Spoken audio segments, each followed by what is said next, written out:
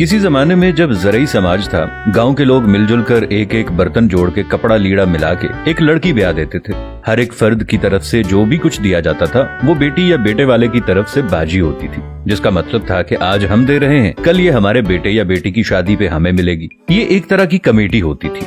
इसके बावजूद कि शादी बाकायदा मनसूबा बंदी के साथ की जाती है, शादी का खाना देना या मेहमानों को दावत खिलाना भी एक समझ में आने वाली बात है। दूसरी तरफ मर्ग है जो कभी पूछ के नहीं आती। आने वाले मेहमानों की तादाद भी मुतय्यन नहीं होती, दिन भी मखसूस नहीं होते। बाज़ औक़ात तो 40-40 दिन तक सोग चलता है और खाने में हम बकरों और मुर्गों का मुतालबा करते हैं। लेकिन सवाल है कि क्या हम पैदा ही खाने के लिए हुए हैं? क्या हम मर्ग पे भी खाने के लिए जाते हैं? इसे तो एक तरफ रखिए, वो कहते हैं ना कि दुख अपना अगर हमको बताना नहीं आता, तुमको भी तो अंदाजा लगाना नहीं आता।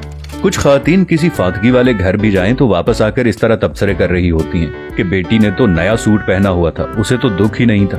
बहू तो ऐसे हंस हंस कर बातें कर रही थी जैसे उसकी देरीना ख्वाहिश पूरी हो गई हो। कोई ज्यादा रो रहा हो तो एतराज, कोई सब्र करके बैठा हो तो मसला, घर साफ हो तब तबसरा, साफ ना हो तब तनकीद। भाई तुम्हें किसने हक दिया है दूसरों को जज करने का?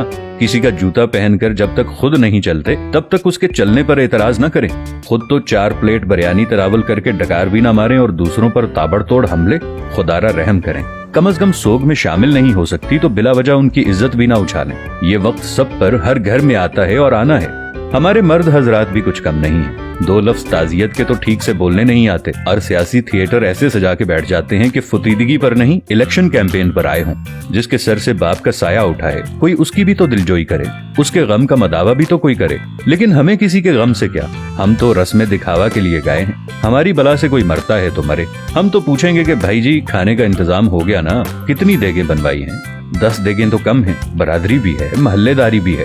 वो बेचारा बाप के शौक को भूलकर इस परेशानी में लग जाता है कि कहां से कर्ज पकड़ूं, क्योंकि खाना सही ना बनाया तो बातें होंगी कि सारी जिंदगी बाप का खाया, मरने पर रोटी भी सही ना दे सका। हमें सोचना होगा कि कौन लोग हैं हम। मुसलमान तो दूर, क्या हम इंसान भी हैं?